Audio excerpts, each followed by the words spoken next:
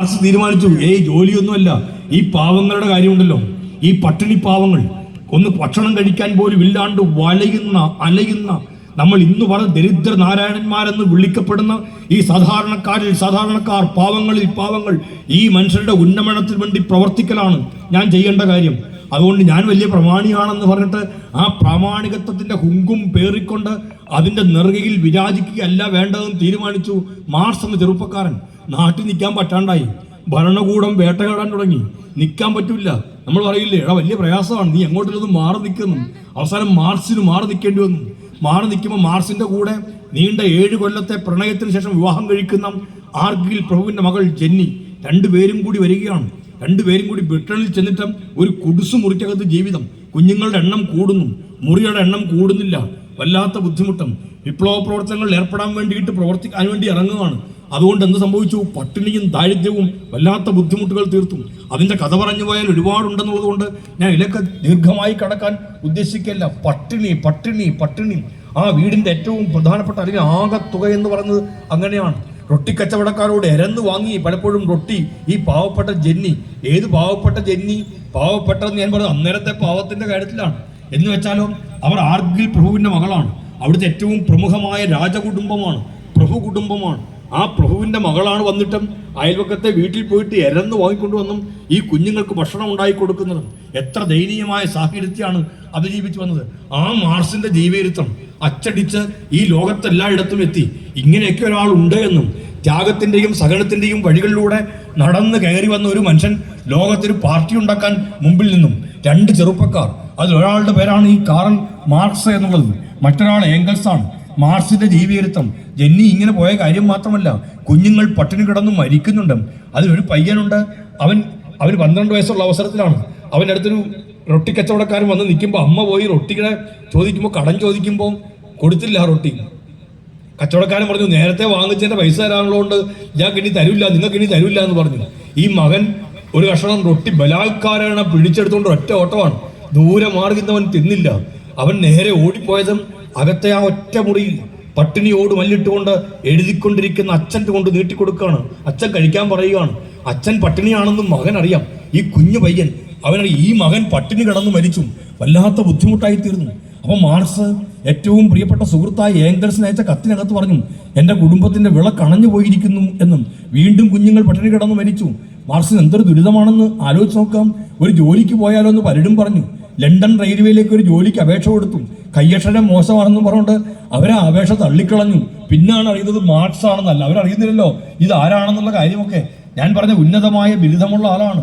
ഒരു പാത്രം വിൽക്കാൻ വേണ്ടി പോയപ്പോൾ മോഷ്ടാവാണെന്ന് ധരിച്ച് വിലപിടിപ്പുള്ള പാത്രമാണ്, കയ്യിലിരിക്കുന്ന ആളോ കീറിപ്പറഞ്ഞ തുണിയുമായിട്ട് കോട്ടും സ്യൂട്ടുമിട്ടും പൊട്ടിപ്പൊളിഞ്ഞ ഷൂ ധരിച്ച് പാറിപ്പറന്ന മുടി, കുഴിഞ്ഞ കണ്ണുകൾ, ഒട്ടിയ കൗളുകൾ, അങ്ങനെ ചെന്നു നിൽക്കുന്ന ഈ മനുഷ്യനെ കണ്ടപ്പോൾ കടക്കാരന് തോന്നി ഇയാൾ മോഷ്ടാവാണെന്ന്. മാർസിനെ പിടിച്ച് പോലീസിനെ ഏൽപ്പിച്ചു. പോലീസ് കൊണ്ടുപോയി ജയിലിനകത്തിട്ടു. എന്താ വല്ലാത്ത ദുരിതമാണെന്ന് ആലോചിച്ച് നോക്കാം. ഈ ദുഃഖത്തിന്റെ ദുരിതങ്ങളുടെ നെരിപ്പോടിന്റെ അരികിലിരുന്നാണ് മാർസ് ലോകത്തെ മാറ്റി തീർക്കാനുള്ള എല്ലാം എഴുതി തീർത്തത്. മൂലധനം എഴുതുന്നത് അങ്ങനെയാണ്. ആ മാർസിന്റെ ജീവചരിത്രം ഇന്ത്യയിൽ ആദ്യം കിട്ടിയത് കേരളത്തിലാണ്. കേരളത്തിൽ അത് മലയാളത്തിലാക്കുന്നതും സ്വദേശാഭിമാനി രാമകൃഷ്ണപിള്ളയാണ്. സ്വദേശാഭിമാനി രാമകൃഷ്ണപിള്ള കമ്മ്യൂണിസ്റ്റുകാരനൊന്നുമല്ല, കേരളത്തെ കണ്ട ഏറ്റവും പ്രമുഖനായ സാമൂഹ്യ പരിഷ്കർത്താവ്. അഭിപ്രായ വ്യത്യാസങ്ങൾ ഉണ്ടാവാം, പക്ഷേ സ്വദേശാഭിമാനി രാമകൃഷ്ണപിള്ള ആ സ്വദേശാഭിമാനിയാണ് ഈ കേരളത്തിൽ ഇന്ത്യയിൽ ആദ്യമായി കാറൽ മാർക്സിന്റെ ജീവചരിത്രം അച്ചടിച്ച് പ്രസിദ്ധീകരിക്കുന്നത്. മലയാളി വായിച്ചു, അത്ഭുതം കൊണ്ടു. കൊള്ളാമല്ലോ എന്ന് പറഞ്ഞു, എന്നിട്ടങ്ങ് മാറിയില്ല. കൊള്ളാമല്ലോ എന്ന് പറഞ്ഞിട്ടും ഈ പാവങ്ങൾക്ക് വേണ്ടി പ്രവർത്തിക്കാൻ തീരുമാനമെടുക്കുകയായിരുന്നു. ഇതൊക്കെ ഒരു 1912 ഈ കാര്യം നടക്കുന്നതെല്ലാം. അതിനുശേഷമാണ് റഷ്യൻ വിപ്ലവം നടക്കുന്നു. ഞാൻ നേരത്തെ പറഞ്ഞ മാറ്റങ്ങൾ ലോകത്തുണ്ടാകുന്നു. ഉൽപ്പതിഷ്ണുക്കളായ ചെറുപ്പക്കാർ അറിയുന്നു ലോകത്തെ ഈ മാറ്റം. അങ്ങനെയാണെങ്കിൽ നമ്മുടെ നാട്ടിലെ തൊഴിലാളിയെ, നമ്മുടെ നാട്ടിലെ കർഷകരെ, അവരെ ഈ ബുദ്ധിമുട്ടിന്റെയും പ്രയാസത്തിന്റെയും ഇടങ്ങളിൽ നിന്ന് മോചിപ്പിക്കണ്ടേ? ഏതാണ് പാർട്ടി? ആരെയാണ് നമുക്ക് സ്വീകരിക്കാനാവുക? ഒറ്റ ഉത്തരം എല്ലാവരുടെയും മനസ്സിൽ. പാർട്ടികൾ ഒരുപാടുണ്ട് നാട്ടിൽ, പക്ഷെ ഒരു പാർട്ടി മാത്രമേ സാധാരണക്കാരന്റെ കാര്യം പറയുന്നുള്ളൂ. ഒരു പാർട്ടി മാത്രമേ തൊഴിലാളിയുടെ കാര്യം പറയുന്നുള്ളൂ. ഒരു പാർട്ടി മാത്രമേ കർഷകരുടെ കാര്യം പറയുന്നുള്ളൂ. ആ പാർട്ടിയിൽ നമുക്ക് ചേരാൻ തീരുമാനിച്ചവരോ എണ്ണത്തിൽ കുറവല്ല. കാരണം തൊഴിലാളിയാണ് കൂടുതൽ, കർഷകനാണ് കൂടുതൽ. അവർ ചേരാൻ തീരുമാനിച്ചു. അങ്ങനെ ചേരാൻ തീരുമാനിച്ചപ്പോൾ എതിർപ്പുകൾ കൂടുതലായിട്ടുണ്ടായി. നേരത്തെ പറഞ്ഞ ഒരു പാർട്ടി ഉണ്ടായപ്പോഴും എതിർപ്പില്ലേയില്ല. കമ്മ്യൂണിസ്റ്റുകാർ കമ്മിറ്റി കൂടാൻ പോകുന്നു എന്ന് അറിഞ്ഞപ്പോൾ, കമ്മ്യൂണിസ്റ്റുകാർ കമ്മിറ്റി കൂടി എന്നറിഞ്ഞപ്പോൾ കേസെടുക്കാൻ അങ്ങോട്ട് തീരുമാനിക്കുകയാണ്. ഗൂഢാലോചനയ്ക്ക് കേസെടുത്തു. അന്നത്തെ ഏറ്റവും പ്രമുഖമായ കേസാണ് ഗൂഢാലോചന കേസ്. കമ്മ്യൂണിസ്റ്റുകാരെ ഗൂഢാലോചനയ്ക്ക് കേസെടുത്ത് ജയിലിനകത്ത് അടച്ചു. എവിടെല്ലാമാണ്? മീററ്റിൽ, കാൺപൂരിൽ, ലാഹോറിൽ, അവിടെ എല്ലാം കേസെടുക്കുകയാണ്. അതുകൊണ്ടൊക്കെ ആ കേസിന്റെ പേരും അങ്ങനെയായിരുന്നു. മീററ്റ് ഗൂഢാലോചന കേസ്, പെഷവാർ ഗൂഢാലോചന കേസ്, ലാഹോർ ഗൂഢാലോചന കേസ്. ഈ പെഷവാറും ലാഹോറും ഒന്നും ഇപ്പൊ ഇന്ത്യയിലില്ല, പാകിസ്ഥാനിലാണ്. പിന്നെ കാൺപൂർ, അവിടെയും കേസെടുത്തു. ആ കേസിന്റെ പേര് കാൺപൂർ ഗൂഢാലോചന കേസ്. അത് ഉത്തർപ്രദേശിലാണ്. ഇങ്ങനെ ഈ കേസുകളെല്ലാം എടുത്ത ഓരോ ഇടങ്ങളിൽ ഏറ്റവും പ്രമുഖമായ കേസാണ്. ജയിൽ പൊളിഞ്ഞാൽ പോലും വെളിച്ചം കാണാത്ത തരത്തിലേക്ക് ജയിലിനകത്ത് അടച്ചിടപ്പെടുന്നവർക്ക് ആ കേസുകൾ വന്നു. ആ കേസിനകത്തൊക്കെ കമ്മ്യൂണിസ്റ്റുകാരെ മൊത്തം പിടിച്ച അകത്താക്കുകയാണ്. നൂറുകണക്കിന് ആയിരക്കണക്കിന് ഒന്നുമില്ല കേട്ടോ, കുറച്ചു പേരേ ഉള്ളൂ, എണ്ണത്തിൽ കുറവാണ്. രഹസ്യമായി കമ്മിറ്റി കൂടിയതാണ്, പാർട്ടി ഉണ്ടാക്കുന്നതിനെ കുറിച്ച് ആലോചിച്ചതാണ്. അപ്പോഴേക്കും പിടിച്ച് അകത്തിട്ടും ക്രൂരമായ മർദ്ദനങ്ങളായി. ഇനി ഈ പ്രസ്ഥാനം ഉണ്ടാവാൻ പാടില്ല എന്നും സായിപ്പ് ശഠിച്ചു, ബ്രിട്ടീഷുകാരൻ ശഠിച്ചു. ആരെ നോക്കണം, ആരോട് പറയണം, ആരോട് ചോദിക്കണം? വാറന്റ് ഒന്നും വേണ്ട അറസ്റ്റ് ചെയ്ത് കൊണ്ടുപോകാൻ, കോടതി ഒന്നും വേണ്ട ശിക്ഷിക്കാൻ. ബ്രിട്ടീഷുകാരന് കൊല്ലാൻ അവകാശമുള്ള കാലത്താണ് കാലമാണ് ആ കാലമെന്ന് നാം ഓർക്കേണ്ടതുണ്ട്. ആ കാലത്താണ് ഇവരെ എല്ലാം പിടിച്ച് അകത്തിട്ടതും. പുറത്തപ്പോൾ വളരെ വളരെ കുറച്ച് ആൾക്കാർ മാത്രം. അവരപ്പോൾ എന്ത് തീരുമാനിച്ചു? എല്ലാവരെയും പിടിച്ച് അകത്തിട്ടില്ലേ, നമുക്ക് നമ്മുടെ കാര്യം നോക്കി പോകാം. ഇതും കൊണ്ടൊന്നും ഇറങ്ങിയിട്ടൊരു കഥയില്ല. പോലീസുകാർ നമ്മളെ സ്വസ്ഥമായി വിടുകയേയില്ല. നമുക്ക് നമ്മുടെ കാര്യം നോക്കി പെണ്ണും പിള്ളേരെ ഒക്കെ ആയിട്ട് കുടുംബമായിട്ട് നമുക്ക് നീങ്ങാം. അങ്ങനല്ല അവർ തീരുമാനിച്ചത്. നമ്മുടെ ആൾക്കാരെല്ലാം ജയിലിൽ പോയിരിക്കുകയാണ്. സാധാരണക്കാരന് വേണ്ടി പറഞ്ഞതിന്റെ പേരിൽ, ചിന്തിച്ചതിന്റെ പേരിൽ ജയിലിനകത്തേക്ക് പോയിരിക്കുകയാണ്. അപ്പൊ നമ്മൾ എന്താ ചെയ്യേണ്ടത്? നമുക്കതുമായിട്ട് മുമ്പോട്ടേക്ക് പോകണം. എന്തുമായി? ഈ പാർട്ടി ഉണ്ടാക്കണം. പാർട്ടി അതുവരെ ഉണ്ടായിട്ടില്ല. അങ്ങ് കൊച്ചു കൊച്ചു കമ്മിറ്റി കൂടുന്നതേ ഉള്ളൂ. സായിപ്പുമാർ എല്ലായിടത്തും രഹസ്യ പോലീസിനെ നിയോഗിച്ചിരിക്കുകയാണ്. ആ നിയോഗിച്ചിരിക്കുന്ന അനുസരിച്ച് കമ്മ്യൂണിസ്റ്റുകാരനെ കാലപുരിക്കയക്കാൻ തീരുമാനിച്ചുറച്ച് ബ്രിട്ടീഷുകാരന്റെ പോലീസുകാർ നാടെമ്പാടും നിരങ്ങിക്കൊണ്ടിരിക്കുന്ന കാലഘട്ടം. അപ്പൊ ബാക്കിയുള്ളവർ തീരുമാനിച്ചു, ബ്രിട്ടീഷുകാരനെ വെല്ലുവിളിച്ച് നമുക്ക് കൂടേണ്ടതില്ലേ എന്ന്. കൂടാൻ തീരുമാനിച്ചു. അങ്ങനെയാണ് 1925 ഡിസംബർ മാസം 26 മുതൽ 28 വരെ കൂടാമെന്നൊരു തീയതി എടുത്തതും. തെങ്ങമത്തെ ലോക്കൽ സമ്മേളനം 15ഉം 16ഉം തീരുമാനിക്കുന്നത് പോലെ ലാഘവത്തോട് അങ്ങനെ തീരുമാനിക്കാൻ ഒക്കില്ല. പാർട്ടി കമ്മിറ്റിയുടെ നോട്ടീസ് അച്ചടിക്കാൻ ഒക്കില്ല. വിനു വെള്ളച്ചറ കാലെത്താത്ത ഒരു സ്കൂട്ടറിന്റെ മണ്ടയ്ക്ക് കയറിയിട്ടും എല്ലാ ബ്രാഞ്ചിലും പോയി നിന്നും പരിപാടിക്ക് വിളിക്കുന്ന പോലെ വിളിക്കാൻ പറ്റൂല. മണ്ഡലം കമ്മിറ്റിയിൽ നേതാക്കന്മാർക്ക് വന്നിറങ്ങാൻ പറ്റൂല. ആരോടും പറയാൻ പറ്റില്ല. എന്നിട്ടും തീരുമാനിച്ചു, നമുക്ക് കൂടാമെന്ന് തീരുമാനിച്ചു. തീയതി എടുത്തു, എല്ലാം കാര്യവും നിശ്ചയിച്ചു. 1925 ഡിസംബർ മാസം 26, 27, 28 ഒരു മാറ്റവുമില്ല. അങ്ങോട്ടുമില്ല, ഇങ്ങോട്ടുമില്ല. പോലീസ് പിടിച്ചാലോ നമ്മൾ മീറ്റിംഗ് കൂടും. പിടിക്കാതിരിക്കാൻ എല്ലാ ശ്രമവും നടത്തും. അറസ്റ്റ് ചെയ്താലോ മീറ്റിംഗ് കൂടുന്നതിന് മുമ്പ് അറസ്റ്റ് ചെയ്യാതിരിക്കാൻ നമ്മൾ എല്ലാ പണിയും നോക്കും. ഒളിവിൽ പോകണമെങ്കിൽ ഒളിവിൽ പോകണം. പിടിച്ചാൽ കൊണ്ടുപോയി കോടതിയിൽ ഹാജരാക്കി ജയിലല്ല. പിടിച്ചാൽ ചിലപ്പോൾ വെടിവെച്ച് കൊല്ലും. ഉറപ്പാണ് കാര്യമെല്ലാം. എന്ത് കോടതി, എന്ത് ജയിൽ, ശിക്ഷ എന്ത്, എല്ലാം ബ്രിട്ടീഷുകാരനാണ് തീരുമാനിക്കുന്നത്. കല്ലേ പിളർക്കുന്ന കൽപ്പനകൾ നാടെമ്പാടും നിറഞ്ഞു നിൽക്കുന്ന ആ കാലത്ത് കമ്മ്യൂണിസ്റ്റുകാർ തീരുമാനമെടുത്തു, നമുക്ക് പരസ്യമായി കൂടാം. കൂടുന്നതിന് മുമ്പ് നമ്മളെ അവന്മാർ പിടിക്കരുത്. പിടിച്ചില്ല സഹാക്കളെ, അവർ കൂടി. 1925 ഡിസംബർ മാസം 26, 27, 28 ഗൂഢാലോചനയ്ക്ക് കേസെടുത്ത മണ്ണാണ്. ഗൂഢാലോചന കേസെടുത്ത സ്ഥലമാണ്. എന്നാൽ അങ്ങോട്ടൊന്ന് മാറിയേക്കാം. വേണ്ട. ഇങ്ങോട്ടൊന്ന് മാറിയേക്കാം. അതും വേണ്ട. രഹസ്യമാക്കാം. ഒരു രഹസ്യവുമില്ല. പിടിക്കുന്നെങ്കിൽ പിടിക്കട്ടെ. എത്രയോ കമ്മ്യൂണിസ്റ്റുകാർ ജയിലിനകത്തേക്ക് പോയി. അവരുടെ ജീവിതത്തെക്കാൾ വലുതല്ല നമ്മുടെ ജീവിതം. ആ തീരുമാനം അന്നെടുത്തു. ആർക്കു വേണ്ടിയിട്ടാണ്? ഈ നാട്ടിലെ പാവങ്ങളിൽ പാവങ്ങളായ മനുഷ്യർക്ക് വേണ്ടി, തൊഴിലാളിക്ക് വേണ്ടി, സാധാരണക്കാരന് വേണ്ടി, കർഷകന് വേണ്ടി, കർഷക തൊഴിലാളിക്ക് വേണ്ടി. അങ്ങനെ സമ്മേളനം കൂടി.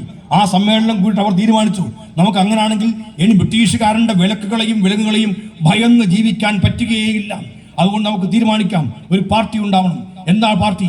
പാർട്ടിക്ക് അവർ പേരിട്ടു. സഹാക്കളെ, ആ പാർട്ടിയുടെ പേരാണ് കമ്മ്യൂണിസ്റ്റ് പാർട്ടി ഓഫ് ഇന്ത്യ അഥവാ CPI എന്നുള്ളത് അഭിമാനത്തോടു കൂടി നമുക്ക് പറയാൻ കഴിയുന്ന കാര്യമാണ്.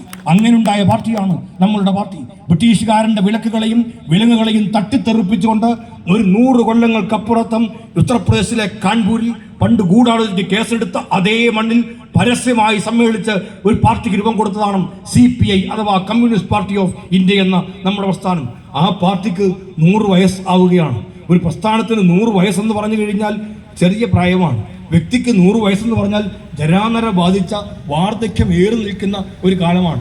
സംഘടനകൾ, സ്ഥാപനങ്ങൾ പ്രായം എന്നത് അനുഭവസമ്പന്നമായ ഒരു കാലത്തെയാണ് സൂചിപ്പിക്കുന്നത്.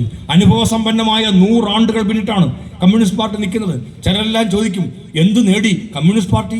കമ്മ്യൂണിസ്റ്റ് പാർട്ടി ഉണ്ടായതുകൊണ്ട് എന്ത് മെച്ചമുണ്ടായി? ഈ കാലത്തെക്കുറിച്ചും ചരിത്രത്തെക്കുറിച്ച് ബോധവും ബോധ്യവും ഇല്ലാത്തവർ നവസാമൂഹ്യ മാധ്യമങ്ങളിലൂടെ, ഫേസ്ബുക്ക്, വാട്സപ്പ് ഇങ്ങനെ കിട്ടുന്ന ഇത്യാദി കുറേയേറെ ഇനങ്ങളിലൂടെ അവരിങ്ങനെ ചോദിച്ചുകൊണ്ടേ ഇരിക്കുന്നുണ്ട്, കമ്മ്യൂണിസ്റ്റുകാരെ കൊണ്ട് എന്തു മെച്ചമുണ്ടായി എന്ന്. ആ ചോദ്യങ്ങൾക്ക് 100 ഉത്തരമുണ്ട് ഈ കേരളത്തിൽ പോലും. കമ്മ്യൂണിസ്റ്റുകാർക്ക് 100 ഉത്തരം, 1 2 ഒന്നുമല്ല. ആ 100 ഉത്തരങ്ങൾ ഈ കേരളത്തിൽ കമ്മ്യൂണിസ്റ്റ് പാർട്ടി സംഭാവന ചെയ്തതും ഈ നാട്ടിലെ സാധാരണക്കാരനും പാവപ്പെട്ടവനും വേണ്ടിയിട്ടാണ്. ഈ നാട്ടിൽ പണിയെടുക്കുന്നവർക്ക് കൂലി ചോദിക്കാൻ അവകാശമില്ലാതിരുന്നല്ലോ.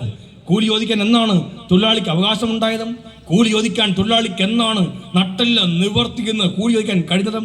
ഞാൻ നേരത്തെ പറഞ്ഞതുപോലെ കർഷക തൊഴിലാളിയുടെ കഴുത്തിന്റെ പുറത്ത് മുഖം വെച്ച് കെട്ടി ഈ നാട്ടിൽ നിലമെഴുതുമെങ്കിൽ അങ്ങനെ നിലമെഴുതുന്ന രീതി ഈ കേരളത്തിൽ ഇല്ലാണ്ടായതും ഏതെങ്കിലും സർക്കാരിന്റെ ഉത്തരവുകളല്ല, കമ്മ്യൂണിസ്റ്റ് പാർട്ടി നടത്തിയ പോരാട്ടത്തിന്റെ ഫലമായിട്ടാണ് കർഷക തൊഴിലാളിയെ അടിമയായി കണക്കാക്കുന്ന രീതി അവസാനിപ്പിച്ചത്.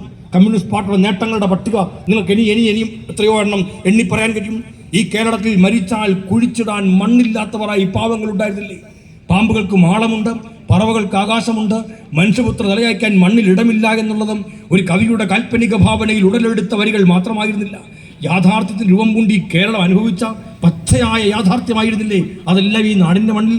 മരിച്ചാൽ കുഴിച്ചിടാൻ മണ്ണില്ലാത്തവർ, ജമ്മിത്തമ്പുരാക്കന്മാരുടെ പാടത്തിൻ്റെയും പറമ്പിൻ്റെയും മൂലക്കം ചെറ്റമാടം കുത്തി കഴിയേണ്ട ഗതികേടുണ്ടായിരുന്ന പാവങ്ങൾ, ജന്മിക്ക് കോപം ജ്വലിച്ചാൽ ഈ ചെറ്റമാടങ്ങൾ അഗ്നിക്കിരയാക്കി അല്ലെങ്കിൽ പൊളിച്ചു കളഞ്ഞും പെരുമഴയെന്നോ പെരുവെയിലെന്നോ ഒന്നും നോക്കാണ്ട് പെരുവഴിയിലേക്ക് ഇറക്കി വിട്ടത് കണ്ട് കേരളം ഉള്ളു പൊള്ളി വിളിച്ച ഒരു പേരുണ്ടായിരുന്നു, കുടിയൊഴിപ്പിക്കൽ എന്നും. ഈ കേരളത്തിൽ നടന്ന കാര്യമാണ് കുടിയൊഴിപ്പിക്കൽ.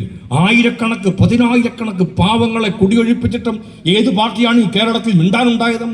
ഈ കേരളത്തിൽ ആരെങ്കിലും മിണ്ടാനുണ്ടായോ? ഏതെങ്കിലും രാഷ്ട്രീയ പാർട്ടി ഒരു പ്രതിഷേധം ഉയർത്തിയോ? ജന്മി തമ്പുരാക്കന്മാരോട് മിണ്ടാതെ, ജന്മി തമ്പുരാക്കന്മാരോട് എതിർത്തൊന്നും പറയാതെ അധികാരവർഗത്തോടൊപ്പം ചേർന്ന് നിന്ന് മുന്നോട്ട് പോകുന്ന രീതി അനുവർത്തിച്ചു ഈ കേരളത്തിൽ മറ്റ് രാഷ്ട്രീയ പ്രസ്ഥാനങ്ങൾ. അപ്പോൾ എന്താ കമ്മ്യൂണിസ്റ്റ് പറയുന്നതും ഇത് അനീതിയാണ്. അനീതിയാണെന്ന് വെറുതെ പറഞ്ഞു പോവുകയോ ഒരു വരി പ്രമേയം പാസാക്കുകയോ ഇരുളിന്റെ മറവിൽ എവിടെയെങ്കിലും പോസ്റ്റ് ഒട്ടിച്ച് മാറുകയല്ല കമ്മ്യൂണിസ്റ്റുകാർ ചെയ്തത്. അങ്ങനെ പറഞ്ഞവരോട് പറഞ്ഞു, ഈ രീതി അവസാനിപ്പിച്ചോണം, അവസാനിപ്പിച്ചില്ലെങ്കിൽ ഞങ്ങൾ പ്രതിരോധിക്കും എന്ന് പറഞ്ഞു, ഞങ്ങൾ പ്രതികരിക്കും എന്ന് പറഞ്ഞു. ആ പ്രതികരണം കേരളത്തിലുണ്ടായി. ആ പ്രതികരണമാണ് കമ്മ്യൂണിസ്റ്റുകാരനെ കശാപ്പ് എന്നിലേക്ക് കേരളത്തിന്റെ മണ്ണിൽ പോലും എത്തിയതും. തൊഴിലാളിക്ക് മനുഷ്യനെന്ന പദവി നേടിക്കൊടുക്കാൻ വേണ്ടി ആരാണ് പണിയെടുത്തത്? ആ പണിയെടുത്തവരുടെ പേര് കമ്മ്യൂണിസ്റ്റുകാർ എന്നാണ്. പുന്നപ്രയുടെയും വയലാറിന്റെയും മണ്ണ് കാണിച്ചു തന്നത് അതല്ലേ? ശൂരനാടിന്റെയും വള്ളിയൂത്തിന്റെയും മണ്ണ് കാണിച്ചു തന്നത് അതല്ലേ? ആ പോരാട്ടങ്ങൾ കർഷകനെയും തൊഴിലാളിയെയും ചേർത്ത് പിടിച്ചു നിർത്തിയ പോരാട്ടങ്ങളായിരുന്നു. അവർക്ക് വേണ്ടി പോരാട്ടങ്ങളുടെ പോർമുഖങ്ങളെ ചുവപ്പിച്ചു. എത്രയോ പേരാണ് രക്തസാക്ഷി എന്ന പേര് നേടി മണ്ണ് ചുവപ്പിച്ച് കടന്നുപോയതും തനിക്ക് വേണ്ടി അല്ല, തൻ്റെ വീട്ടിലുള്ളവർക്ക് വേണ്ടി അല്ല. മരിക്കാൻ തീരുമാനിച്ച് ഉറച്ച് ഇറങ്ങിയതും ഈ നാട്ടിലെ സാധാരണക്കാരനും പാവപ്പെട്ടവനും വേണ്ടിയിട്ടാണ്. അങ്ങനെ ഇറങ്ങാൻ വേറെ ഏതെങ്കിലും പാർട്ടി ഉണ്ടായോ? ഈ നാട്ടിൽ കർഷകൻ ഇന്ന് അനുഭവിക്കുന്ന നേട്ടങ്ങൾ, കർഷക തൊഴിലാളി ഇന്ന് അനുഭവിക്കുന്ന നേട്ടങ്ങൾ, ആരാണ് ഈ നേട്ടങ്ങൾക്ക് തുടക്കം കുറിച്ചത്? ആ നേട്ടങ്ങൾ യാഥാർത്ഥ്യമാക്കി തീർത്തതും കമ്മ്യൂണിസ്റ്റുകാരുടെ പോരാട്ടമാണ്. ആ പോരാട്ടം ഒരു താലൂക്ക് ഓഫീസ് പിക്കറ്റിംഗ് അല്ല, ആ പോരാട്ടം ഒരു വഴിതടയൽ സമരമായിരുന്നില്ല, ആ പോരാട്ടം ഒരു വൈകുന്നേരത്തെ പ്രകടനമായിരുന്നില്ല, ആ പോരാട്ടം ചാനലുകാരെ കാണിക്കാൻ വേണ്ടി നിൽക്കുന്ന ഏതെങ്കിലും ഒരു കലാപരിപാടിയോ കലാപ്രകടനമോ ആയിരുന്നില്ല. ആ പോരാട്ടം ജന്മി തമ്പുരാക്കന്മാരുടെ രീതികൾക്ക് മുമ്പിൽ നിന്ന് നട്ടല് നിവർത്തിപ്പിടിച്ച് അതിനോട് കരുത്തുകൊണ്ടെതിർത്ത് ഇതിനെ തിരുത്തിക്കുക എന്നുള്ളതായിരുന്നു. ആ തിരുത്തിച്ചപ്പോഴാണ് ഈ കേരളത്തിൽ ഉജ്ജ്വലമായ പ്രക്ഷോഭങ്ങൾ പൊട്ടിപ്പുറപ്പെടുന്ന തരത്തിലേക്ക് എത്തുന്നത്. എണ്ണമറ്റ സമരഭൂമികൾ, ആ സമരഭൂമികളിൽ നാടിനും നാട്ടാർക്കും വേണ്ടി പോരാട്ടത്തിലേക്ക് ഇറങ്ങിയപ്പോൾ എത്രയോ പേർക്കാണ് ജീവൻ നഷ്ടപ്പെടുന്ന തരത്തിലേക്ക് എത്തുന്നത്. ഈ ശൂർനാട് മറക്കാൻ കഴിയുമോ? ഈ നാടിൻ്റെ മണ്ണിൽ സംഭവിച്ച കാര്യങ്ങളെ എത്രയോ പേർക്ക്, തണ്ടാശ്ശേരി രാഘവനിൽ തുടങ്ങി ഇങ്ങോട്ടേക്ക് എത്രയോ പേർ ധീരന്മാരായ രക്തസാക്ഷികളെന്ന് പേര് നേടി. രക്തസാക്ഷികൾ നമുക്കൊരിക്കലും വിസ്മരിക്കാൻ കഴിയുന്ന കാര്യമല്ല. നമുക്ക് വേണ്ടി മരിച്ചവരുടെ പേരാണ് രക്തസാക്ഷി എന്നും, നമുക്ക് വേണ്ടി മറ്റാളുകളാൽ കൊല ചെയ്യപ്പെട്ടവരുടെ പേരാണ് രക്തസാക്ഷി എന്നും. രക്തസാക്ഷി എന്നാൽ ഇതാണ് അർത്ഥം എന്ന് ആലോചിച്ച് നോക്കുക. നമുക്ക് വേണ്ടി മറ്റാരുടെയൊക്കെയോ കൈകളാൽ കൊല ചെയ്യപ്പെട്ടവരുടെ പേരാണ് രക്തസാക്ഷി. ആ രക്തസാക്ഷികൾ ഒരു നാടിനും ജനതയ്ക്കും വേണ്ടി മരിക്കാൻ ആളുകൾ തയ്യാറായി, രക്തസാക്ഷിയാകുമെന്ന് അറിഞ്ഞുകൊണ്ട് ഇറങ്ങാൻ തയ്യാറായി. കാരണം എന്താ? ഈ ജീവിത ദുരിതങ്ങൾ ഇല്ലാണ്ടാക്കണം അതിനു വേണ്ടിയിട്ട്. അങ്ങനെയാണ് ഈ കേരളത്തിൽ മാറ്റമുണ്ടായത്. മരിച്ചാൽ കുഴിച്ചിടാൻ മണ്ണില്ലാത്തവരെ കുറിച്ച് ഞാൻ പറഞ്ഞു. എന്നാണ് മണ്ണിന്റെ ഉടമകളായി തീർന്നതും കുടിയൊഴിപ്പിക്കൽ എന്നാണ് അവസാനിപ്പിച്ചതും? 957 ഏപ്രിൽ മാസം 5-ാം തീയതി, അന്നൊരു വെള്ളിയാഴ്ച ദിവസമാണ്. അന്നാണ് കേരളത്തിൽ ആദ്യമായി കമ്മ്യൂണിസ്റ്റുകാർ അധികാരത്തിലേക്ക് എത്തുന്നു. തിരുവിതാംകൂറും കൊച്ചിയും ചേർന്ന് തിരുക്കൊച്ചിയായി. പിന്നീട് മലബാറും കൂടെ കൂടിച്ചേർന്നു. മൂന്നും കൂടി ചേരുകയാണ്. മൂന്നും കൂട്ടി മുറുക്കുമ്പോൾ ചുവക്കു എന്ന് പറഞ്ഞതുപോലെ തിരുവിതാംകൂറും കൊച്ചിയും മലബാറും മൂന്നും കൂടി ചേർന്നപ്പോൾ കേരളം ചുവന്നു. ആ കേരളം ചുവന്നപ്പോഴാണ് 1957 ഏപ്രിൽ മാസം 5-ാം തീയതി ഒരു മുറിക്കയ്യൻ സ്ലാക്ക് ഷർട്ട് വിട്ട് ഒറ്റമുണ്ടുമുടുത്ത് അന്നത്തെ ഗവർണറായിരുന്ന ബി രാമകൃഷ്ണറാവുവിന് മുമ്പാകെ VMS നമ്പൂതിരിപ്പാട് സത്യവാചകം ചൊല്ലി കമ്മ്യൂണിസ്റ്റ് പാർട്ടിയുടെ ഒന്നാമത്തെ ഗവൺമെന്റ് അധികാരത്തിലിരുന്നത്. ആ ഗവൺമെന്റ് തീരുമാനിച്ചു ഇനി ഒരാളെ പോലും കുടിയൊഴിപ്പിക്കാൻ പാടില്ല എന്ന്. അതിനു മുമ്പും കേരളത്തിൽ ഗവൺമെന്റുകളുണ്ട്. ആരുടെ ഗവൺമെന്റ്? കോൺഗ്രസ് ഗവൺമെന്റ്. എവിടെ? തിരുവിതാംകൂറിൽ, പിന്നെ എവിടെ? കൊച്ചിയിൽ, പിന്നെ തിരുക്കൊച്ചിയിൽ, പിന്നെ മലബാറിൽ. എല്ലാം കൂടി 9 കോൺഗ്രസ് ഗവൺമെന്റുകൾ. ആരും തീരുമാനിച്ചില്ല ഈ കേരളത്തിൽ ഇനിയും കുടിയൊഴിപ്പിക്കൽ പാടില്ല എന്ന്. പാവപ്പെട്ടവനെ ഇറക്കി വിടുന്നതിന് വിളിച്ച പേരാണ് കുടിയൊഴിപ്പിക്കൽ എന്നും. അവസാനിപ്പിച്ചു കേരളത്തിൽ. കമ്മ്യൂണിസ്റ്റ് പാർട്ടി എന്താ നേടിത്തെന്ന് ചോദിക്കുന്നവരുണ്ട്. കമ്മ്യൂണിസ്റ്റ് പാർട്ടി കുടിയൊഴിപ്പിക്കൽ അവസാനിപ്പിച്ചു. കയറിക്കിടക്കാൻ ഒരു കൂരയില്ലാത്ത പാവങ്ങളെ കുറിച്ച് ചിന്തിച്ചു കമ്മ്യൂണിസ്റ്റ് പാർട്ടി. ഈ കേരളത്തിൽ പട്ടയം കൊടുക്കുന്നതിനെ കുറിച്ച് ഇപ്പൊ പേർത്തും പറയുമല്ലോ. ആരാണ് പട്ടയം തുടങ്ങുന്നത്? ഈ കേരളത്തിൽ ആദ്യമായി പട്ടയം തുടങ്ങുകയാണ്.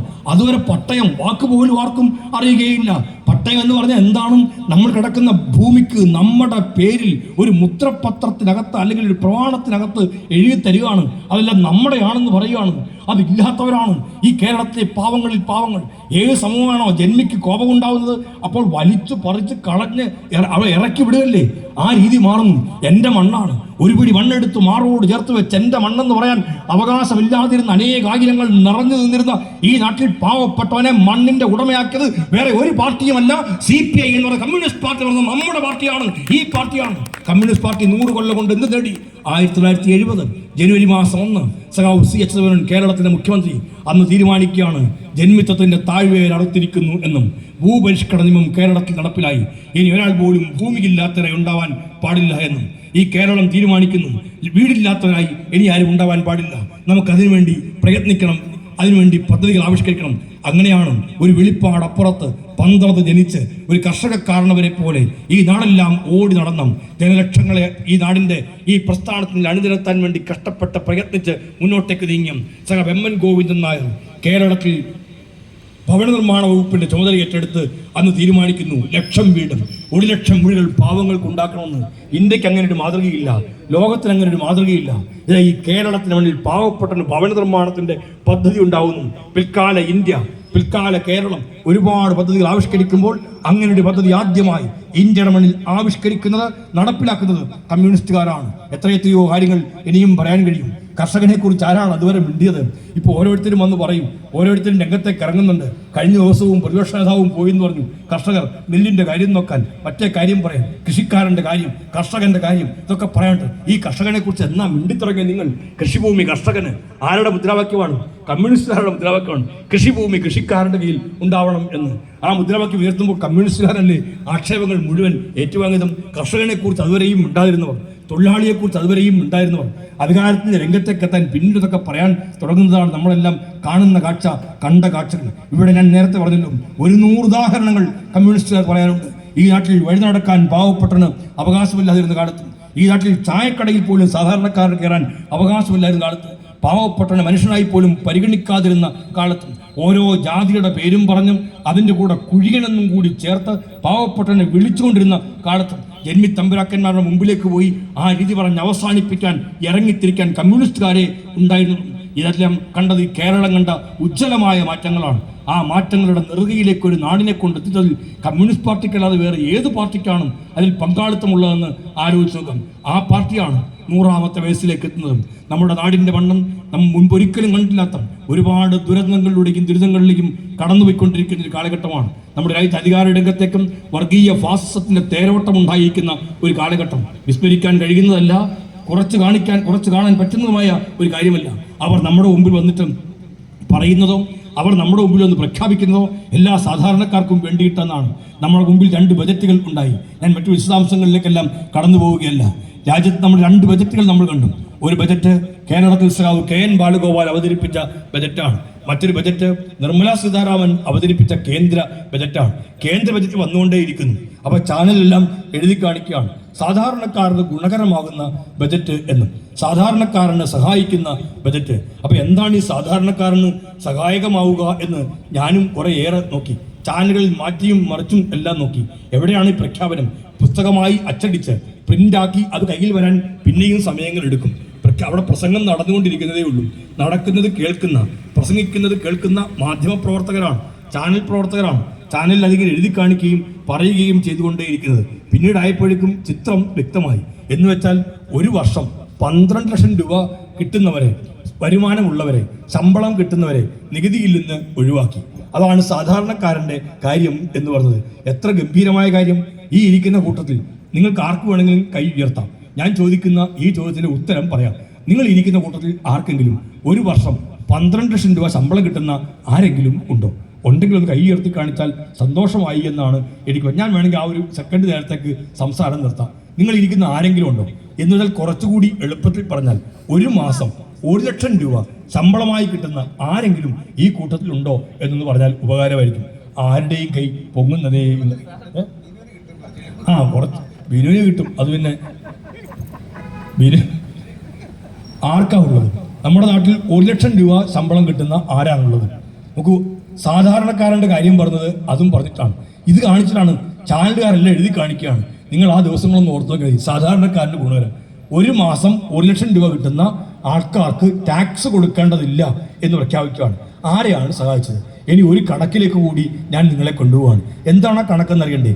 2 കൊല്ലം മുമ്പാണ് ഇന്ത്യയിൽ ഒരു കണക്ക് പ്രസിദ്ധീകരിച്ചു. ഇന്ത്യൻ ജനങ്ങളിൽ 90% ഒരു മാസം 25,000 രൂപയിൽ താഴെ മാത്രം വരുമാനമുള്ളവരാണ്.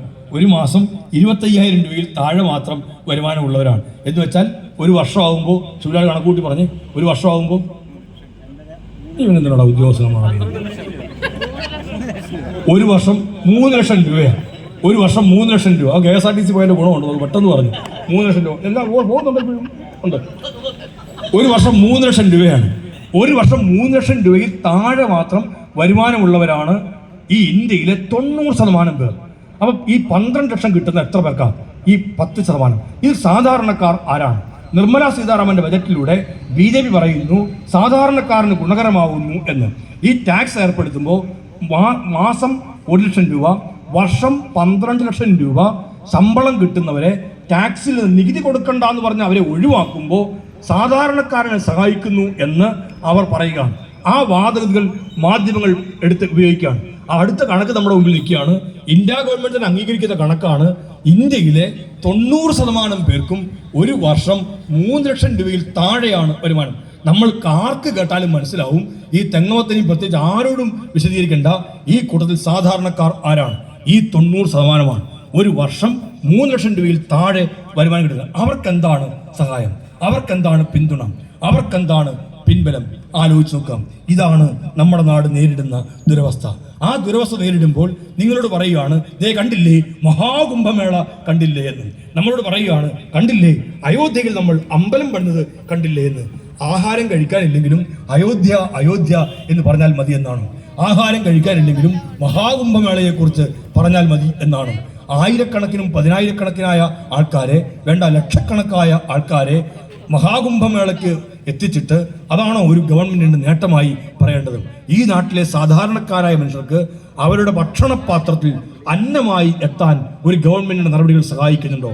ഏറ്റവും പ്രസക്തമാവുന്ന ചോദ്യം അതാണ്. ഗാന്ധിജി തന്നെ പറഞ്ഞു, ഈ രാജ്യത്ത് ദൈവം പ്രത്യക്ഷപ്പെടുകയാണെങ്കിൽ അത് ഏതെങ്കിലും തരത്തിൽ നമ്മൾ കാണുന്ന ഈ സീരിയലിലും മറ്റും കാണുന്ന പോലെ ദൈവം ഇറങ്ങി വരുന്നല്ല ഗാന്ധിജി പറഞ്ഞത്. ഗാന്ധിജി പറഞ്ഞു, ഇന്ത്യയിൽ ദൈവം പ്രത്യക്ഷപ്പെടുകയാണെങ്കിൽ അത് ആഹാരത്തിൻ്റെ രൂപത്തിലായിരിക്കും, അന്നത്തിൻ്റെ രൂപത്തിലായിരിക്കും. അതുകൊണ്ട് ആഹാരത്തേക്കാൾ വലിയ, അന്നത്തേക്കാൾ വലിയ ഒരു ദൈവമില്ല. ആ ദൈവത്തെക്കുറിച്ചാണ് ഗാന്ധിജി പറഞ്ഞത്. ഇന്ന് നമ്മുടെ നാട്ടിൽ മറ്റ് ദൈവങ്ങളെല്ലാം കാര്യം പറഞ്ഞിട്ട് അന്നത്തിൻ്റെയും ആഹാരത്തിൻ്റെയും കാര്യം മറക്കുകയാണ്. അന്നത്തിൻ്റെയും ആഹാരത്തിൻ്റെയും കാര്യം മറന്നിട്ട് ഈ നാട്ടിൽ മറ്റു പലതിൻ്റെയും കാര്യം പറഞ്ഞു പോവുകയാണ്. അങ്ങനെ പറഞ്ഞു പോകുന്നത് ഒരു ജനതയെ വികാരം കൊള്ളിക്കാനാണ്. മതത്തിൻ്റെയും ജാതിയുടെയും പേരിൽ വികാരം കൊള്ളിക്കുമ്പോൾ മറ്റു മതങ്ങൾ ഏറ്റവും മോശമാണ് എന്ന് പറഞ്ഞാണ് ഈ വികാരം കൊള്ളിക്കുന്നത്. നമ്മുടെ മതമാണ് ഏറ്റവും നല്ലതെന്ന് മാത്രമല്ല, മറ്റുള്ളവരുടെ മതമാണ്, ആ മതം മോശമാണ്, അവരുടെ മതം മോശമാണ് എന്ന് പറയുമ്പോൾ, അങ്ങനെ മാത്രവുമല്ല അവർ നമുക്ക് എതിരാളികളാണ് എന്ന് പറയുമ്പോൾ ഇപ്പുറത്ത് ശക്തി കൂടുകയാണ്. അങ്ങനെ തീർച്ചയായിട്ടും സംഘടന ഉണ്ടാക്കാം. അങ്ങനെ ഉണ്ടാവുന്ന ഒരു സംഘടനയിലൂടെ ഒരു നാട്ടിലും സാഹോദര്യവും സ്നേഹവും ഉണ്ടാവുകയില്ല.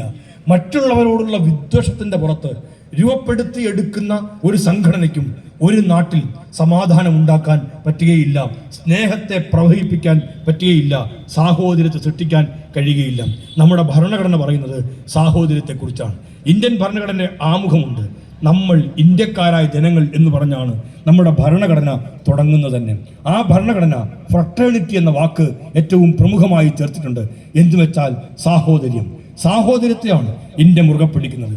മറ്റൊരു മതക്കാരൻ എൻ്റെ ഏറ്റവും വലിയ ശത്രുവാണ് എന്ന് പ്രഖ്യാപിച്ച് അതിൻ്റെ പേരിൽ സംഘടനയും സംവിധാനവും ഒരുക്കി അതിൻ്റെ പേരിൽ അധികാര രംഗത്തേക്ക് എത്തുമ്പോൾ എങ്ങനെയാണ് സാഹോദര്യം ഈ നാട്ടിൽ ഉണ്ടാവുക?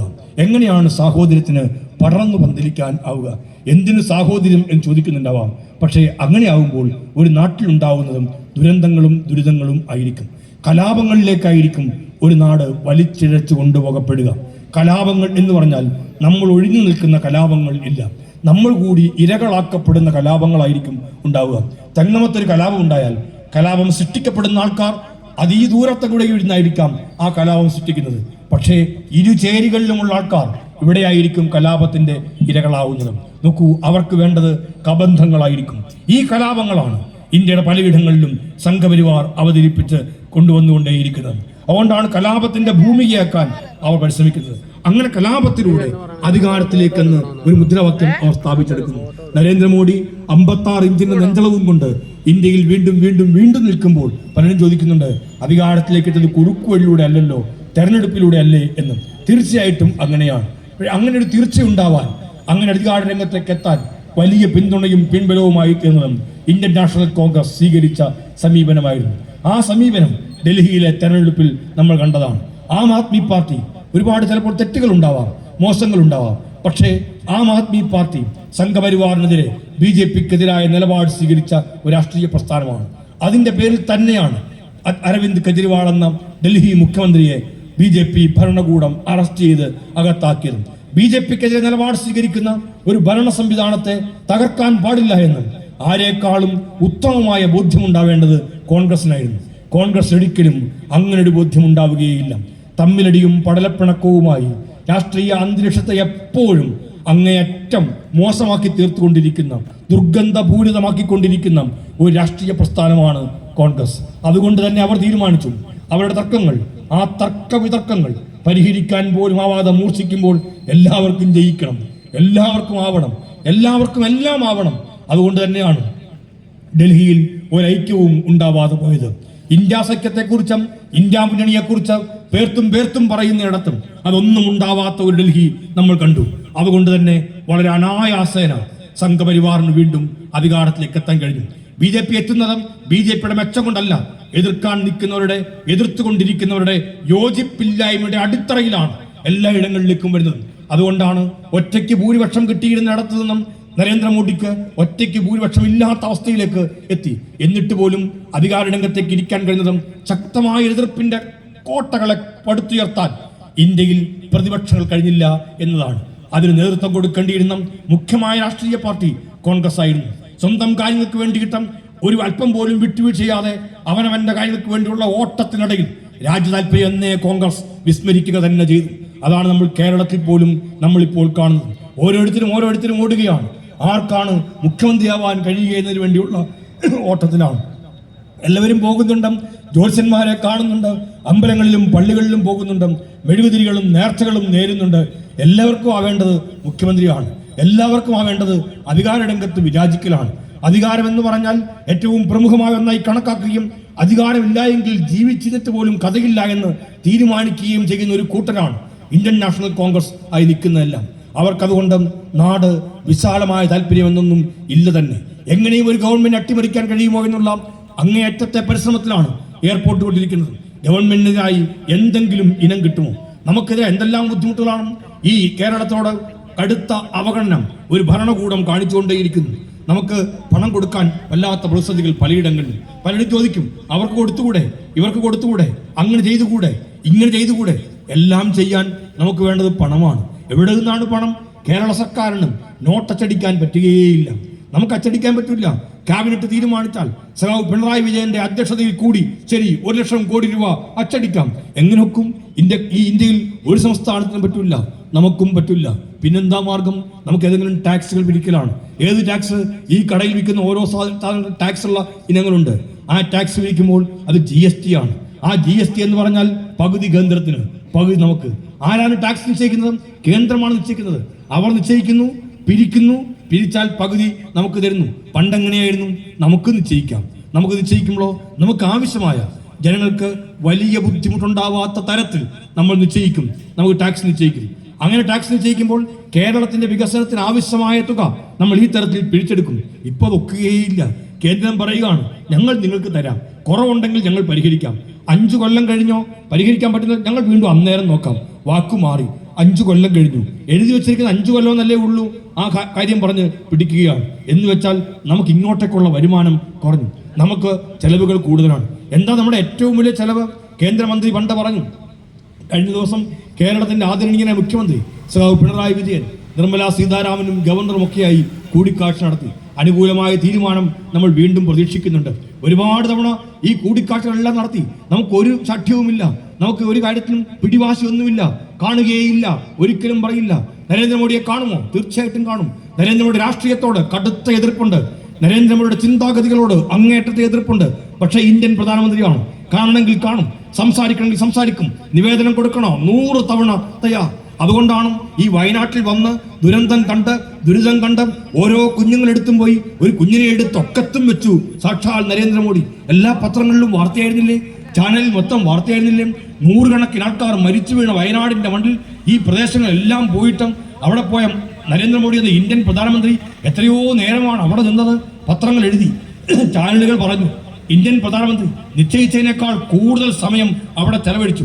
എല്ലാവരുടെയും പ്രതീക്ഷയായിരുന്നു മോഡി തരും, ഒരുപാട് പൈസ തരും. കണ്ടതല്ലേ, അറിഞ്ഞതല്ലേ, മനസ്സിലാക്കിയതല്ലേ, ആശുപത്രിയിൽ പോയതല്ലേ, അവരോടൊക്കെ സംസാരിച്ചല്ലേ, എല്ലാവരും നഷ്ടപ്പെട്ട ആൾക്കാരെ എല്ലാം കണ്ട് മോഡിയുടെയും കണ്ണ് നിറഞ്ഞതല്ലേ, ആ കുഞ്ഞിനെ വാരി എടുത്ത് ഉമ്മ വെച്ചതല്ലേ, താലോടിച്ചല്ലേ.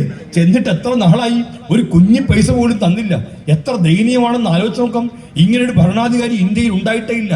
എന്നിട്ടും പോയില്ലേ സാക്ഷാൽ സഖാവ് പിണറായി വിജയൻ മോഡിയെ കാണാൻ, നിവേദനം കൊടുക്കാൻ നാളെ വീണ്ടും പോകാൻ തയ്യാറാണ്. കാരണം ഇന്ത്യൻ പ്രധാനമന്ത്രിയാണ്, ഇന്ത്യൻ ഭരണകൂടമാണ്. നിർമ്മലാ സീതാരാമനെ കഴിഞ്ഞ ദിവസം കണ്ടു, കുറേ നാൾ മുമ്പ് ഞാനും കണ്ടതാണ്. അന്നവർ എന്നോട് പറഞ്ഞറിയുമോ, നമ്മൾ കൊടുക്കുന്ന ഒരുപാട് കാര്യങ്ങൾ അനാവശ്യ ചെലവുകളാണ്. എന്താ അനാവശ്യ ചെലവ്? നിങ്ങൾ എന്തിനാണ് ഈ 1600 രൂപ വെച്ച് ഈ പെൻഷൻ കൊടുക്കുന്നത്? നിങ്ങൾ എന്തിനാണ് ഭവന നിർമ്മാണത്തിൽ ഇത്രയും പൈസ ചെലവഴിക്കുന്നത്? 72,000 രൂപയാണ് കേന്ദ്രം തരുന്നത്. അപ്പൊ നമ്മൾ കൊടുക്കുന്നതോ 4 ലക്ഷം. എന്തിനാ? ലൈഫ് പദ്ധതിക്ക്. 72,000 രൂപ മൊത്തം പേർക്കുണ്ടോ? ഇല്ല. മുനിസിപ്പാലിറ്റിയും പഞ്ചായത്തും എല്ലാം കൂടെ ചേർത്ത് 1.5 ലക്ഷത്തിൽ താഴെ ആൾക്കാർക്കാണ് കേന്ദ്രം പൈസ തന്നത്. ബാക്കിയുള്ളവർക്ക് ഈ 4 ലക്ഷം പൂർണ്ണമായും കൊടുക്കുന്നത് ഈ കേരളമാണ്. നമ്മൾ കൊടുക്കുന്നതിന്റെ പകുതി പൈസ ഇന്ത്യയിലെ ഒരു സംസ്ഥാനം പോലും കൊടുക്കുന്നില്ല. എന്നിട്ടും BJPയും കോൺഗ്രസും പറയുകയാണ്, എന്തൊരു മോശപ്പെട്ട ഗവൺമെന്റ് ആണെന്ന്. നിങ്ങൾ ഭരിക്കുന്ന ഏതെങ്കിലും സംസ്ഥാനത്ത് 2 ലക്ഷം രൂപ ഭവന നിർമ്മാണ പദ്ധതിക്ക് വേണ്ടി കൊടുക്കുന്നുണ്ടോ? ചൂണ്ടിക്കാണിക്കാൻ നിങ്ങൾക്ക് ആരെ കൊണ്ടെങ്കിലും കഴിയുമോ? ഈ കേരളം കൊടുക്കുന്നു. വേറെ എങ്ങുമില്ലാത്തതുപോലെ 4 ലക്ഷം. എവിടുന്നാണ് ഈ പണം കിട്ടുന്നിടത്തുനിന്നാണ്. ഈ പണം ചെലവഴിക്കാതിരുന്നാലോ നമുക്ക് വേണമെങ്കിൽ മറ്റു പല കാര്യങ്ങൾക്കും ചെലവഴിക്കാം. പക്ഷെ അങ്ങനെ ചെലവഴിക്കുന്നല്ലോ വേണ്ടത്. പാവപ്പെട്ടവന്റെ കാര്യമാണ്, സാധാരണക്കാരന്റെ കാര്യമാണ്. നമ്മൾ കണ്ട സാധാരണക്കാർ നേരത്തെ പറഞ്ഞ ഈ 90% വരുന്നവരാണ്. നമ്മൾ കണ്ടത് ആ 12 ലക്ഷം രൂപ പ്രതിമാസം വാങ്ങിക്കുന്നവരുടെ കാര്യമല്ല.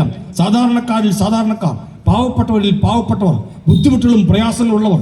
ഞങ്ങൾ ഈ ഗവൺമെന്റ് ചേർന്നപ്പോൾ ആദ്യം ക്യാബിനറ്റിലേക്ക് ചെല്ലുമ്പോൾ മുഖ്യമന്ത്രി തന്നെ പറഞ്ഞു, നമുക്കൊരു പ്രധാനപ്പെട്ട അജണ്ടയുണ്ട്. ആ അജണ്ട അതിദരിദ്രർ ഇല്ലാത്ത കേരളമാക്കി നമുക്കതിനെ മാറ്റണം. അപ്പോൾ ഒരു 10-60,000 പേരാണ് നമ്മുടെ കേരളത്തിൽ അതിദരിദ്രരായുള്ളത്. ആ അതിദാരിദ്ര്യം ഇല്ലാണ്ടാക്കാൻ വേണ്ടി നമുക്ക് ഇടപെടണമെന്ന്. ഇന്ത്യയിലെ വേറെ ഒരു സംസ്ഥാനവും ഇങ്ങനൊരു പദ്ധതിയില്ല. നമ്മൾ ആ പദ്ധതിയുമായിട്ട് ഇറങ്ങി. ഞാൻ കഴിഞ്ഞ വർഷം നോക്കി, ഇനിയൊരു 6,000-ഓളം പേർ മാത്രമേ ഇനി അവശേഷിക്കുന്നുള്ളൂ. ഞങ്ങളൊക്കെ ജില്ലകളിൽ പോയി അവലോകന യോഗം ചേരുകയാണ്. അതിദരിദ്രരുണ്ടാവാൻ പാടില്ല. 2025 എന്ന് വെച്ചാൽ ഈ വർഷം നവംബർ മാസം 1 കേരളപ്പിറവിയാണ്. എല്ലാ വർഷവും നവംബർ 1 കേരളപ്പിറവിയാണ്. 2025 നവംബർ 1 ഈ കേരളം പ്രഖ്യാപിക്കും. ലോകത്തോട് പറയും, ഇന്ത്യയോട് പറയും, ഇതാ ഈ കേരളം അതിദരിദ്രമില്ലാത്ത സംസ്ഥാനമായി തീർന്നിരിക്കുന്നുവെന്നും. അങ്ങനെ പറയാൻ വേറെ ഒരു ഇന്ത്യൻ സംസ്ഥാനത്തിനും കഴിയുന്നതേയില്ല. അങ്ങനെ പറയാൻ നമ്മുടെ ഈ കൊച്ചു കേരളത്തിൽ കഴിയുന്നതും ഈ കേരളത്തിൽ ഇടതുപക്ഷ ജനാധിപത്യ മുന്നണി കേരളത്തിന്റെ അധികാര രംഗത്തിരിക്കുന്നു എന്നുള്ളതുകൊണ്ട് മാത്രമാണ് 2025 നവംബർ മാസം 1-ാം തീയതി കേരളം പ്രഖ്യാപിക്കാൻ പോകുന്നത് അതിദരിദ്രമില്ലാത്ത സംസ്ഥാനമാണ് നമ്മുടെ ഈ കേരളം. ഇതാണ് ഇടതുപക്ഷ നേട്ടം. ഇതാണ് കമ്മ്യൂണിസ്റ്റുകാർ അധികാരത്തിരിക്കുമ്പോൾ ഉണ്ടാവുന്ന നേട്ടം എന്ന് പറഞ്ഞാൽ. ഇവിടുത്തെ മുതലാളിത്ത താല്പര്യങ്ങളുമായി നിൽക്കുന്ന ചാനലുകളും പത്രങ്ങളും നാഴിക്ക് 40 വട്ടം അടിക്കാൻ വടിമാറ്റിക്കാൻ നിൽക്കല്ലേ. എല്ലാത്തിനെയും വെച്ച് വിമർശിക്കുകയാണ്, ഓരോന്നിടത്തും വിമർശിക്കുകയാണ്. ഒരു കാര്യവും ചെയ്താൽ, എന്ത് കാര്യം ചെയ്താലും എല്ലാത്തിനെയും വിമർശനങ്ങളുടെ വേലിയേറ്റങ്ങൾ തീർത്തു നിർത്താൻ നോക്കുകയാണ്. ആ വിമർശനങ്ങളുടെ വേലിയേറ്റങ്ങൾ കൊണ്ട് സത്യത്തെ മൂടിവെക്കാൻ കഴിയുകയില്ല. സത്യത്തിന് നേർക്ക് ജനങ്ങൾ കുതിച്ചുകൊണ്ടേ ഇരിക്കും എന്നുള്ളതല്ലേ ഈ കഴിഞ്ഞ കാലത്തിലെല്ലാം അനുഭവം. ആ അനുഭവങ്ങളെല്ലാം ഉള്ളത് കൊണ്ടാണ് വീണ്ടും വീണ്ടും ഇത്തരം ചില ബാന്ധവങ്ങൾ ഉണ്ടായിക്കൊണ്ടിരിക്കുന്നത്. സംഘപരിവാറുമായി ബാന്ധവത്തിൽ ഏർപ്പെടാൻ വൈമനസ്യമില്ലാതെ UDF പ്രതിപക്ഷം നിൽക്കുന്നതിന്റെ ഭാഗമായിട്ടാണ് കേരളത്തിന്റെ വികസനത്തെ തടസ്സപ്പെടുത്താനുള്ള നീക്കങ്ങളെല്ലാം ഉണ്ടാവുന്നത്. അതിനെല്ലാം അവഗണിച്ചുകൊണ്ട് അതിജീവിച്ചുകൊണ്ട് മുന്നോട്ടേക്ക് പോകേണ്ടത് അനിവാര്യമാണ്. കമ്മ്യൂണിസ്റ്റ് പാർട്ടി 100ന്റെ നിറവിലേക്ക് എത്തുമ്പോൾ ഈ നാട്ടിലെ പാവങ്ങൾക്ക് വേണ്ടി 100 കാര്യങ്ങൾക്കപ്പുറം ചെയ്ത സാധാരണക്കാരന്റെ മുഖവും മനസ്സും പ്രതിഷ്ഠിക്കുകയും പ്രതിഫലിപ്പിക്കുകയും ചെയ്ത തീരുമാനങ്ങൾ കൈക്കൊണ്ട കമ്മ്യൂണിസ്റ്റ് പാർട്ടി ഈ 100ന്റെ നിറവിൽ നിന്നുകൊണ്ടാണ് 25ാം അഖിലേന്ത്യാ സമ്മേളനം അഥവാ പാർട്ടി കോൺഗ്രസിലേക്ക് നീങ്ങുന്നത്. അതിന്റെ ഭാഗമായ സമ്മേളനങ്ങൾ ചേരുന്നത്. നമുക്ക് ഈ കേരളത്തെ പുനഃസംഘടിപ്പിക്കേണ്ടതുണ്ട്. നമുക്ക് ഈ കേരളത്തെ ഐശ്വര്യപൂർണ്ണമാക്കേണ്ടതുണ്ട്. 956 തെരഞ്ഞെടുപ്പിന്റെ കേളികൊട്ടുയരുന്ന വേള, 57 ഐക്യ കേരളത്തിന്റെ ആദ്യത്തെ ഗവൺമെന്റിനെ രൂപം കൊള്ളുന്നതിന്റെ മുന്നോടിയാടക്ക തെരഞ്ഞെടുപ്പ്. ആ തെരഞ്ഞെടുപ്പിലാണ് കമ്മ്യൂണിസ്റ്റ് പാർട്ടികൾ മുദ്രാവാക്യം വെച്ചത് ഐശ്വര്യപൂർണ്ണമായ കേരളത്തിന് വേണ്ടിയെന്ന്. ആ ഐശ്വര്യപൂർണ്ണമായ കേരളത്തെ എല്ലാ അർത്ഥത്തിലും സൃഷ്ടിച്ചെടുക്കേണ്ടത് അനിവാര്യമാണ്. സാധാരണക്കാരന്റെ ഇടത്തരക്കാരുടെ എല്ലാം ജീവിതത്തിൽ ആ ജീവിതത്തെ ഭദ്രമാക്കി തീർത്തുകൊണ്ട് മുന്നോട്ടേക്ക് പോവുക. ആ മുന്നോട്ടേക്ക് പോകുന്നതിനും ഈ നാടിന് ഏറ്റവും ഉജ്ജ്വലമായ സംഭാവന, ഒരു സംശയവും വേണ്ട, കമ്മ്യൂണിസ്റ്റുകാരാണ്, കമ്മ്യൂണിസ്റ്റ് പ്രസ്ഥാനമാണ്. ആ പ്രസ്ഥാനമാണ് 25ാം പാർട്ടി കോൺഗ്രസിലേക്ക് എത്തുന്നത്. 100ാമത്തെ വർഷം 25ാം പാർട്ടി കോൺഗ്രസ്, അതിന്റെ ഭാഗമായ സമ്മേളനങ്ങൾ. ആ സമ്മേളനങ്ങൾക്ക് ഏറ്റവും വലിയ പ്രത്യേകതയുണ്ട്. നാടിന്റെ മുമ്പിൽ കമ്മ്യൂണിസ്റ്റുകാരനും ഏറ്റെടുക്കാനുള്ള ഉത്തരവാദിത്വമുണ്ട്. ഒരുപാട് കടമകളുണ്ട്. എല്ലാ ഇടങ്ങളിൽ നിന്നും തിരതള്ളൽ പോലെ ഒരുപാട് മോശപ്പെട്ട കാര്യങ്ങൾ വന്ന് ചേർന്നുകൊണ്ടിരിക്കുന്ന ഒരു കാലത്തും ആ കാലഘട്ടത്തിലാണ് നമ്മൾ നിൽക്കുന്നത്. ഒരു പഞ്ചായത്ത് മെമ്പർ ആണെങ്കിൽ പോലും